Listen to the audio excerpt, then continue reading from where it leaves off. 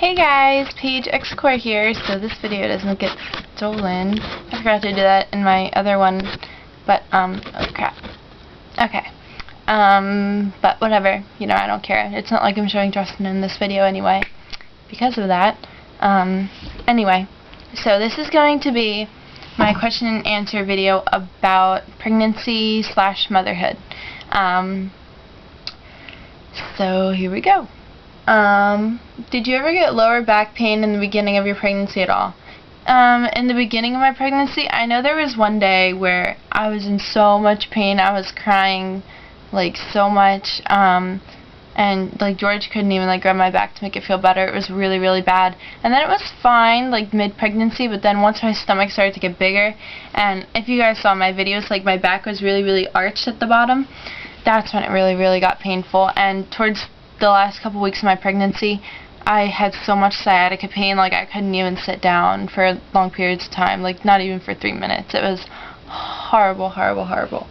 Yeah, that sucked. Did you breastfeed at all? If not, what type of formula do you use for him?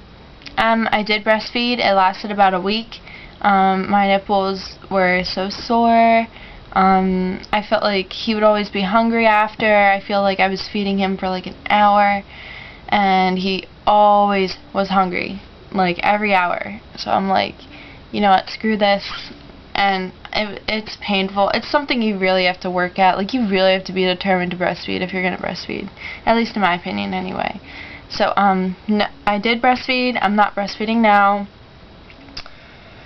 What type of formula do I use for him? I use the Similac Isomol Advanced. I know someone said, oh no, don't use that, use the sensitive one. The sensitive one is the orange box. That's for gassiness and fussiness and gas. This one, the one I use, is the pink box. Similac Isomol Advanced is the soy formula. It's for gassiness, fussiness, and spit up. So I think that's a lot better than just fussiness and gas. So that's the one I use. It's the pink box. What brand of diapers do you use? I don't even know. Like, I have so many diapers. I know we have a box of Huggies I haven't opened, but that's size 2.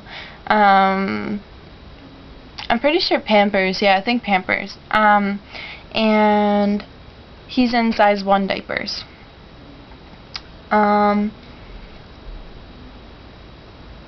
That was in my other video. Someone asked me, do you ever wish I had a girl? And I had it in my list of pregnancy and motherhood. I answered that in my last video, but I'll answer it here now. At first I thought I wanted a girl, but then in the middle of my pregnancy I was like, no, I want a boy. And like towards the end I wanted a girl again, but you know. But I elaborated on that in my other video, part 1, so if you really want to hear that answer, then check that out. Did you get him circumcised? No, we didn't. You know, the doctors said, you know, it's considered cosmetic surgery, it's not something that's needed. I remember when I was little, like, my mom always having to, like, take care of it with my brother. And like I read about it, and it's like you have to take such good care of it, and I didn't want to put him through all that pain and all that stuff. So no, not for any particular reason. I just didn't feel like it was needed. Well, we didn't feel like it was needed, me and George. What does Justin do when he's awake? He looks around. Now he smiles once in a while. Tonight, actually, I just got done. It's 8:15 in the morning, and I just got done being up with Justin all night, and now I think we're going out to breakfast and going to get a Christmas tree. But, yeah, and he just fell asleep too, so I should be sleeping, but I'm not tired, so I'm making these videos, and I totally just rambled off. He looks around, he smiles, he coos every once in a while, like just makes a little noise, like he'll just be like his normal, you know, doing whatever, and then I'll be like, ooh, and that'll be like the extent of it. But he just looks around and everything. He likes to swing a lot more now. Like at first he didn't really care for it, but now he likes it. Oh, and someone said to try and sleep him in a swing because you guys know he doesn't sleep. I actually do, and it works really well. And in his car seat once in a while, I like switch it up. Did you have pain every day while you were growing since this was your first baby? Not every day. You know, there were certain periods where I would get pain, but it wasn't like the whole entire pregnancy.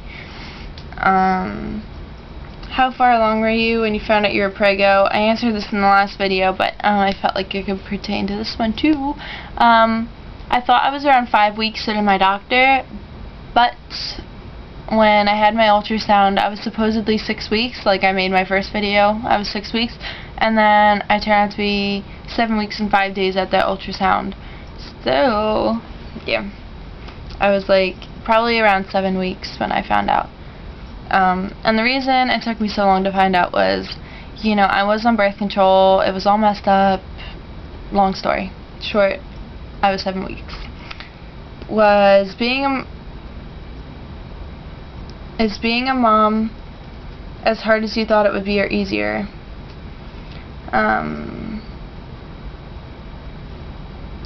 It's fairly, like, it's what I thought it would be. And I am gonna have to make this video in 2 parts, I'm telling you that now, so I'm gonna make a second part of this. But,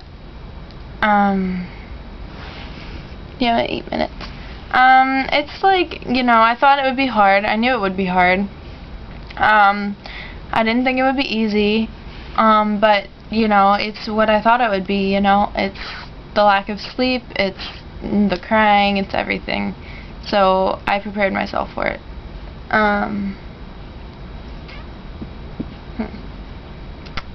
Things you do to keep him entertained. I'm only at 7 minutes, I thought I was at 8 minutes. But, things you do to keep him entertained. I put him in a swing.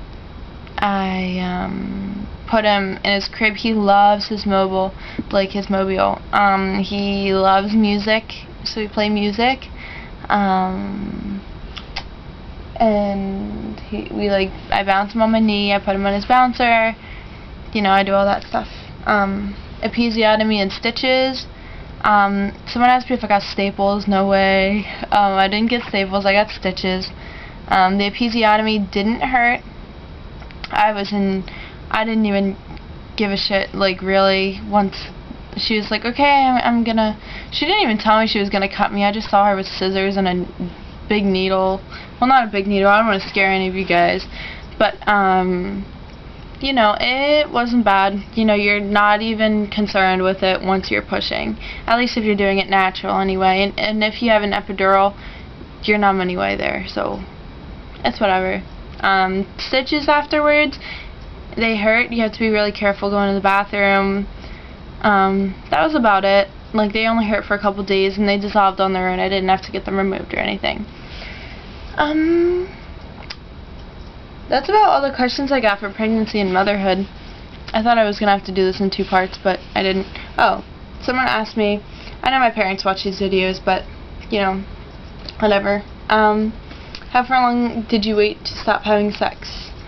I know my parents are watching this, but who cares? Because I don't have sex anymore. I read online that it could help you speed up labor faster and, like, go into labor faster and help you dilate more if you did have sex, like, towards the end of your pregnancy. So we did towards the end of my pregnancy, and I strongly believe that is what got me dilated to 6 centimeters before they had to induce me. So, you know, I say go for it. It helped me, it'll help you guys, but, you know, I don't have sex anymore, though. That's a big no-no. So that's about it for pregnancy and motherhood. Now I'm going to go make an update, so check out part 1 of this, or the personal life question and answers, and don't forget to subscribe. If you have any more questions, post a comment below. You guys know the drill. So thank you guys for watching. Bye.